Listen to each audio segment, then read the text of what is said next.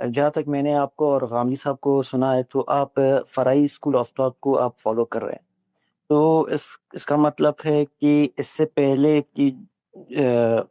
یعنی آپ کسی اور منہاج کو درست نہیں مانتے سوائے فرائی اسکول آف تھاٹ کو، تو اسی وجہ سے آپ نے اس کو انتخاب کیا۔ تو میرا سوال یہ ہے کہ تو اگر آپ کے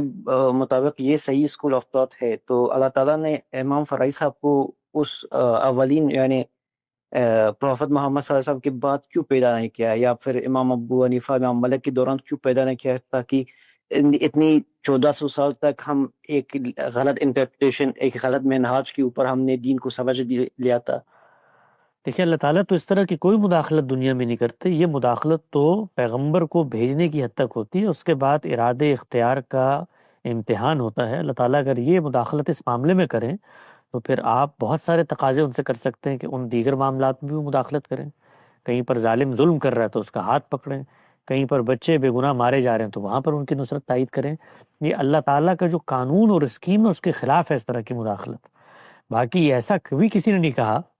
کہ دین پر شروع سے غلط عمل درآمد ہو رہا تھا، نعوذ باللہ من ذالک۔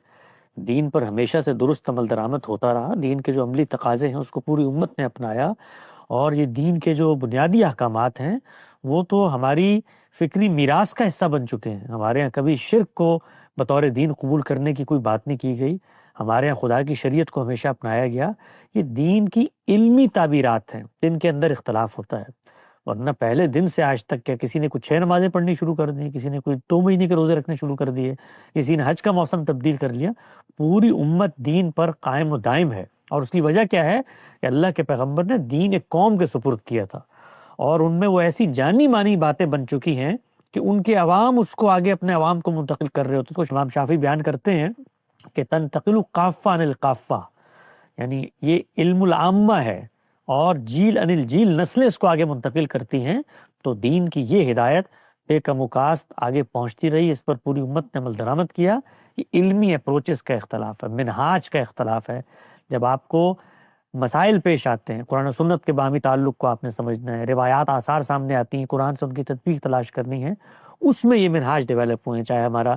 سلفی منہاج ہو، صوفی منہاج ہو، فقہی منہاج ہو یا فراہی منہاج ہو۔ تو یہ علم کی ڈیبیٹ ہے، اس سے نہ کسی کی نفی ہوتی ہے کہ پہلے لوگوں نے دین غلط سمجھا، وہ دین کی ہزاروں چیزیں ہیں جو وہ جس طرح انہوں نے سمجھی اس طرح ہم سمجھتے ہیں۔ کچھ بنیادی علمی معاملات میں پیراڈائم کا اختلاف ہوتا ہے۔